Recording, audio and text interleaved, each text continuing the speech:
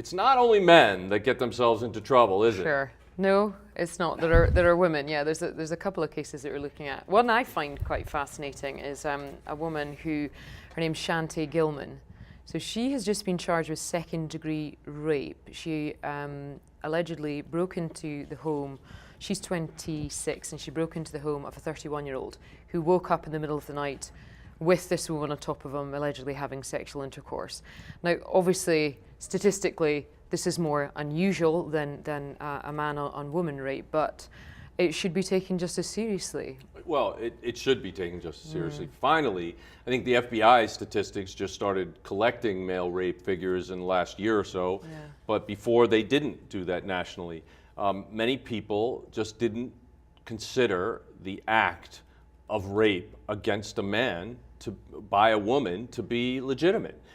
At least this jurisdiction is keeping it that way. Now, just to explain, I mean, the fact is that this man woke up in the middle of the night and she had actually put his penis inside of her and she was on top of him. Now, she was a hefty woman and he couldn't move. He couldn't get her off him.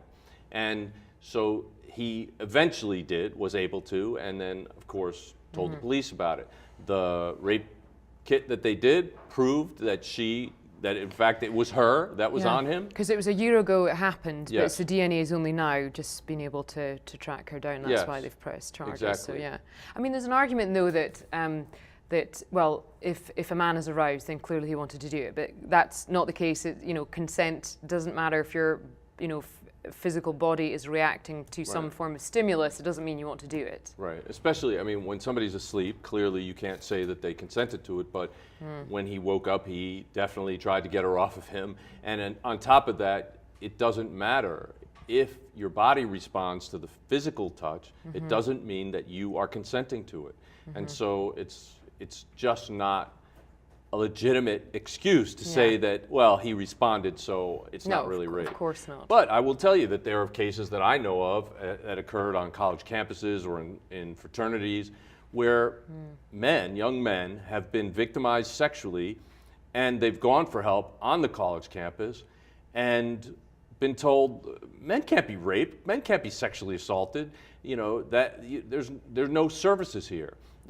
Men are excluded from groups, rape trauma groups, and some rape trauma treatment centers don't treat men.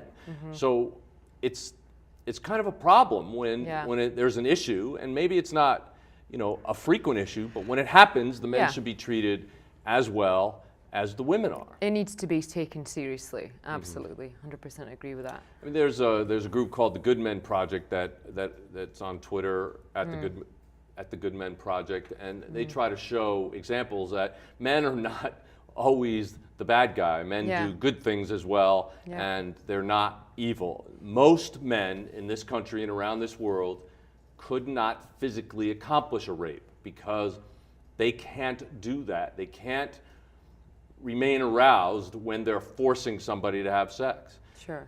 But some men can, and some men do. Yeah. Well, some women, as in this case, also of course, do. and if someone's asleep and they're in a deep sleep, their body will react to certain things. Yes.